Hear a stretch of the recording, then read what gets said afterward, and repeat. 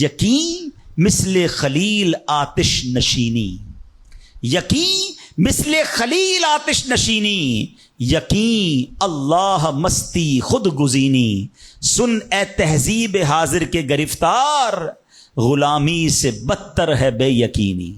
کیا ترجمہ ہوا اس کا معنی کیا ہوا؟ یقین کیا ہے؟ حضرت ابراہیم کی طرح بے خطر بغیر ڈرے آگ میں کود جانے کا نام یقین ہے۔ یقین کیا ہے؟ محبت الہی میں غرق ہو جانا اور اپنے آپ کی اصلاح میں لگ جانا یقین ہے۔ اے دور حاضر کی تہذیب کے دیوانوں، بے یقینی جو ہے وہ غلامی سے بھی بری چیز ہے۔ آج بے یقینی کی فضا کیسی ہے؟ یقین ہی نہیں ہے کسی کو، تذبذب، ٹینشن، اللہ پر، دین پر، اپنے دنیا کے معاملات پر یقین ہی نہیں ہے کسی کو، ہر وقت فکروں میں گھرا ہوا ہے۔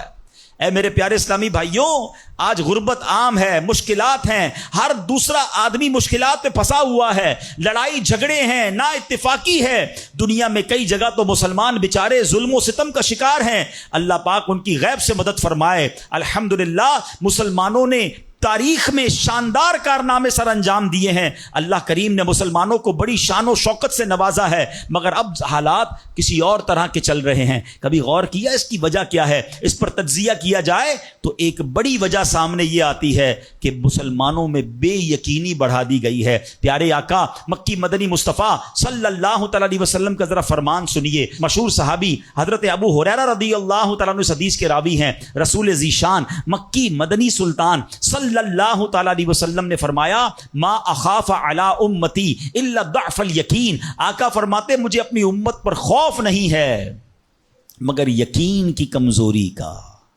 یعنی اور کوئی خوف نہیں ہے۔ یہ امت ایسا نہیں ہوگا کہ شرک میں مبتلا ہو جائے گی، فرمایا میری امت اللہ پاک کا انکار نہیں کرے گی، ہاں میری امت کو جو بڑا مسئلہ درپیش ہوگا ان کا یقین کمزور ہو جائے گا، ان کا بھروسہ کمزور ہو جائے گا۔ ایک اور حدیث پاک سنیے، آقا فرماتے ہیں، نجا اول هذه الامه بالیقین والزہد، اس امت کے پہلے لوگ یقین اور دنیا سے بے رغبتی کے ذریعے نجات پا گئے، ویہلک آخر هذه الامه بالبخل والعمل، اور اس امت کے جو آخری لوگ ہوں گے کنجوسی اور لمبی امیدوں کے سبب ہلاک ہو گئے۔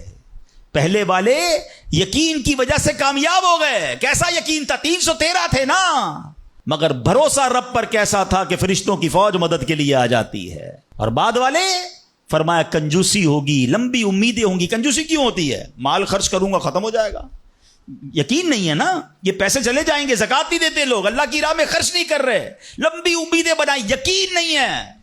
کاش یہ بات سمجھ آ جائے کہ میرے اور آپ کے نصیب میں جو رزق لکھا ہے وہ لکھا ہوا ہے، وہ ہمیں مل کر رہے گا، مگر اسی کی ٹینشن میں زندگی گزر رہی ہے۔